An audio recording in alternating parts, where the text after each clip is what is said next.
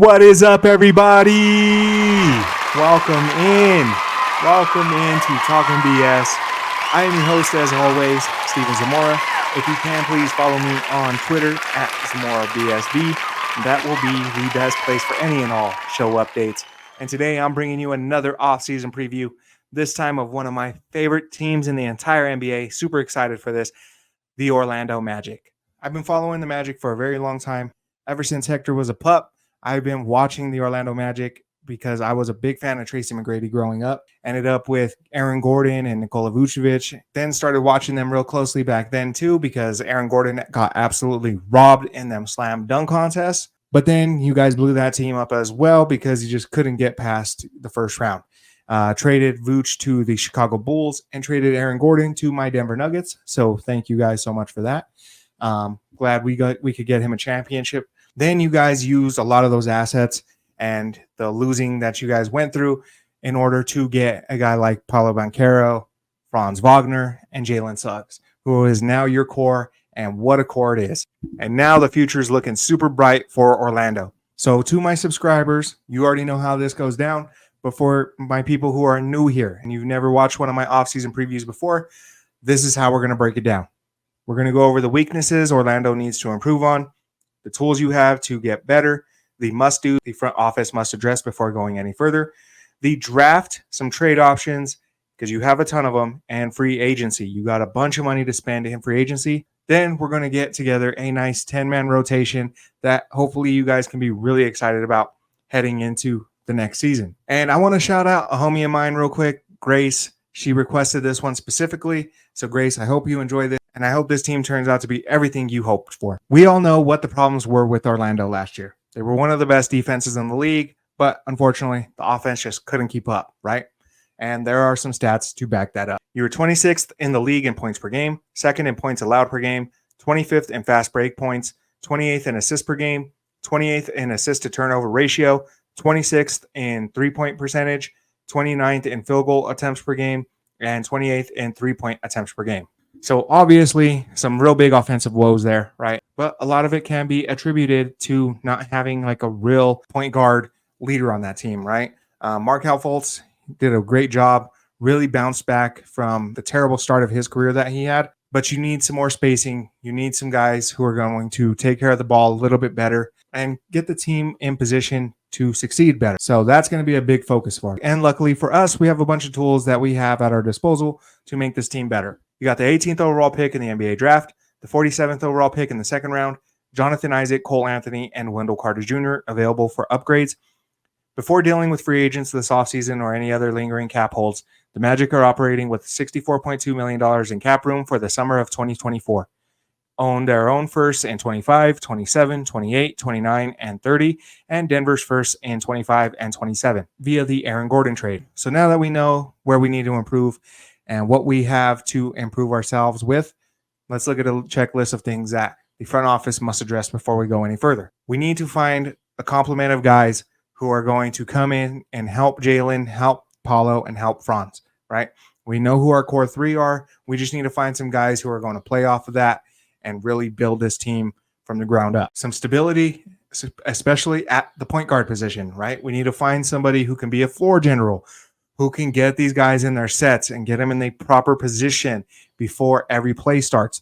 We need somebody who is going to be a leader and going to really help this young team be in the best position to succeed. We need to find a big man that is really going to protect the rim. Last year in the playoffs, Cleveland and Donovan Mitchell specifically at their own leisure.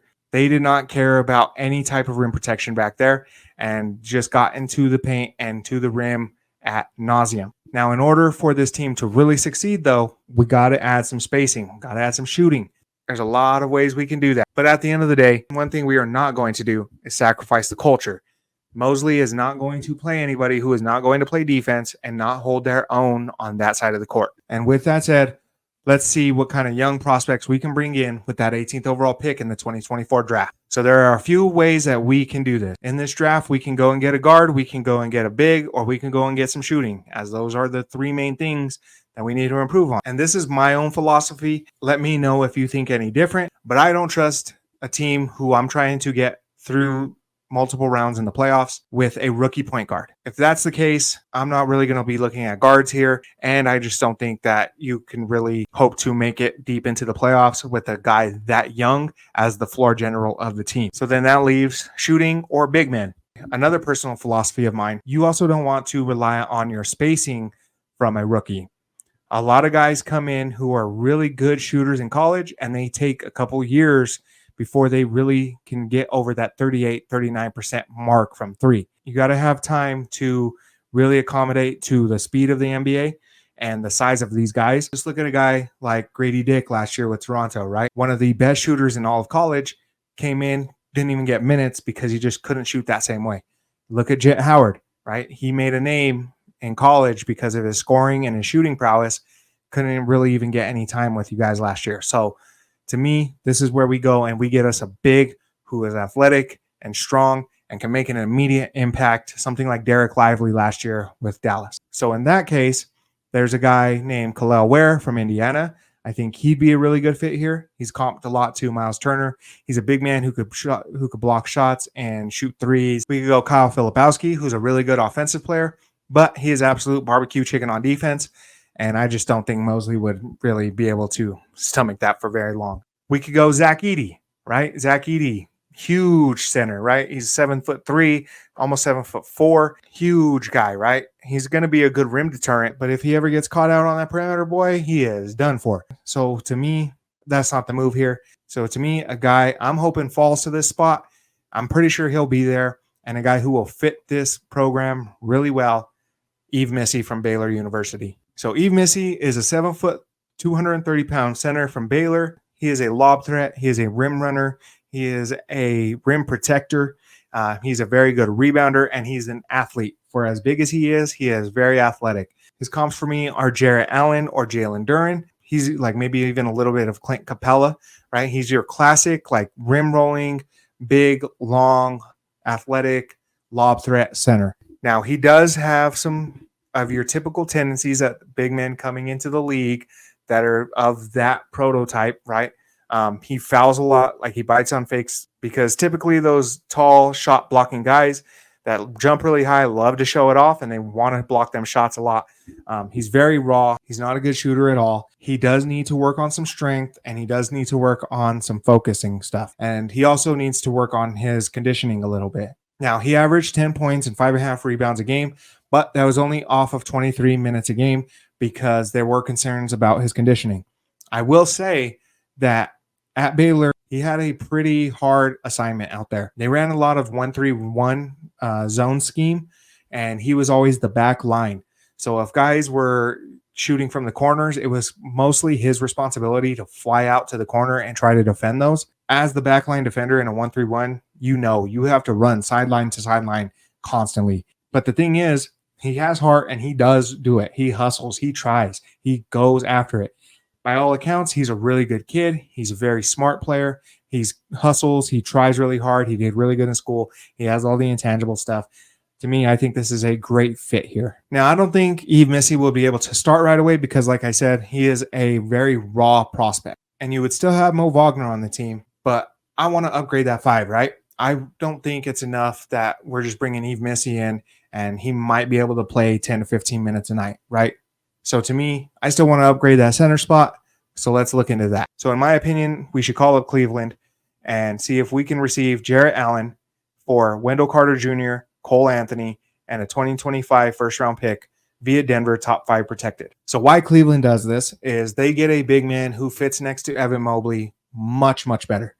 He is a lot more sturdier guy. He's a lot thicker, a lot bulkier, stronger guy down in the post. So he can handle some of the bigger, stronger centers in the league down in the low post. Evan Mobley can fly around, do his free safety thing, and block shots on the weak side and stuff like that. He also, on offense, spaces the floor for you. He's 37% from 3. He's one of the few bigs that can actually space the floor that well. I don't know if there's a better fit for Mobley out there in the NBA, especially considering the age factor. On top of that, you get Cole Anthony, who is a very good backup guard. So now you have a guard rotation of Darius Garland, Cole Anthony, Donovan Mitchell, and Karis LeVert.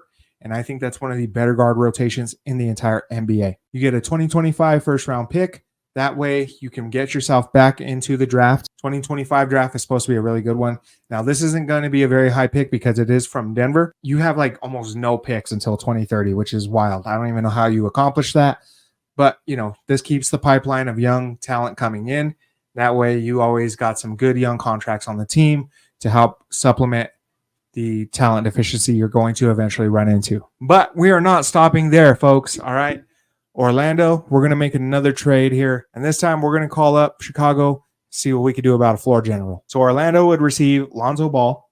Chicago would receive the 47th overall pick in the 24 draft and a second round pick in 2025 via Boston or Memphis. So Chicago does this simply to get off of Lonzo Ball's contract. The reports are that they are planning on waiving and stretching him anyway.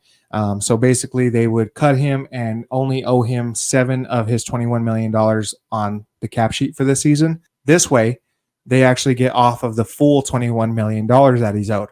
So it clears up some extra space so that they can go out and they can sign DeMar DeRozan. And in return, instead of just losing him for nothing and just getting the cap space, you also get 2 second-round picks for him, which isn't great, but it's better than nothing. Orlando, you get Lonzo Ball, who is coming off of major knee surgery, right? And hasn't played in the past 2 years. But it has the potential to be a super low-risk, high-potential trade. Lonzo Ball is everything you guys should be looking for here. He is a 6'6" point guard floor general guy who can defend with some of the best perimeter point of attack defenders in the league. And he has learned how to develop a 3-point shot. Now imagine you have Lonzo Ball in the gym all day with Anthony Black, teaching him his routine and how he learned how to become such an efficient 3-point shooter. Because coming in, high pick, right? He was a second overall pick, but he had concerns about him ever being able to shoot. He learned how to shoot. If he can teach Anthony Black the same thing, that I think is worth the second round picks in and of itself. Then on top of that, if he brings you anything on the floor, that's just a plus. So now that we got those 2 trades out of the way, let's take a look ahead to free agency. You got Markelle Fultz, Gary Harris, Chuma Akiki, and Goga Bitadze all hitting free agency. The addition of Jarrett Allen and Lonzo Ball, the Magic would be coming into free agency at around $111 to $112 million on the books. So they're going to come in nearly $30 million under the cap and $60 million under the tax. So a lot of money to use here, right? Even with the addition of Lonzo Ball, we brought in $21 million from him, but we also saved some money by acquiring Jarrett Allen and sending out Wendell Carter Jr. and Cole Anthony in that deal. So now that you have all this extra money to play with, so let's see where we can go in free agency. Some big names to look at: OG Anunoby, James Harden, Klay Thompson, Miles Bridges, Malik Monk, D'Angelo Russell, Buddy Hield. In my opinion, if OG doesn't re-sign with the Knicks, which isn't a given, I think most people would assume he is going to be back there, but you guys have the cap room to actually make him rethink that. And if you signed him, I think that'd be a wonderful spot. Culturally, everything you guys need. He's one of the best perimeter defenders in the entire league, and he hits his 3-pointers, right? He's your classic 3-and-D wing, and I think that would be a really good spot to look at. You can go with some old guys like James Harden or Klay Thompson if you really want to spend that money, but I'm going to start looking elsewhere. Malik Monk is a real hot name in the Orlando Magic circles, but to me, I'm not paying $25 to $30 million a year for a 6th man. Essentially, D'Angelo Russell is a name I think would be a really good fit here. Russell doesn't fit in a lot of places. Same with Buddy Hield. Don't fit in a lot of places because of their defensive deficiencies. I think they could be covered up quite a bit in Orlando. But at the same time, like I said, Mosley's not going to play guys who aren't committed to the defensive end. So I think those names are out as well. So then we could look at guys like Markelle Fultz, Gary Harris, Tyus Jones, Taurean Prince, Saddiq Bey, Obi Toppin, Gary Trent Jr., Isaiah Joe, Nicholas Batum, or Lonnie Walker. Some smaller names, right? So let's start with some guys who were just with the Magic. I think Markelle Fultz, he did an admirable job, right? He bounced back big time from such a horrendous start to his career. And now he's looking like a very serviceable point guard in the NBA. But at the end of the day, he's probably more of a backup. Gary Harris Jr., I think it'd be really smart to bring him back. So I'm going to keep my eye on him as a guy we might be able to sign after we spent the rest of our money. Tyus Jones, I think, is going to be another main target for Orlando. You need a point guard. He's shot well over 40% from 3. He's not a terrible defender, very good floor general, and I think he's almost everything that you guys need in Orlando. Then you guys could look at a guy like Taurean Prince, Saddiq Bey, Obi Toppin, Gary Trent Jr., Isaiah Joe. These are all guys who shot really well last year. And, those are going to be your classic floor spacer guys. Obi Toppin's more of an athlete than a real pure shooter or anything like that, but you get the idea. Nicholas Batum, I really want to think about bringing him in, as the age of this roster is really, really low. So I think Nicholas Batum is another guy we might consider offering a contract to. So at the end of the day, I think we'll go ahead and see if we can get Tyus Jones to sign for around $22 million a year as a big contract. I know that's a lot of money for a guy who's been pretty well known as a backup guard for a lot of his career, but he played really well in Washington last year, and he's going to get a lot of offers from a lot of teams, including San Antonio, who has just as much, if not more, cap space than you guys. So it's going to take an enticing offer to bring him to Orlando.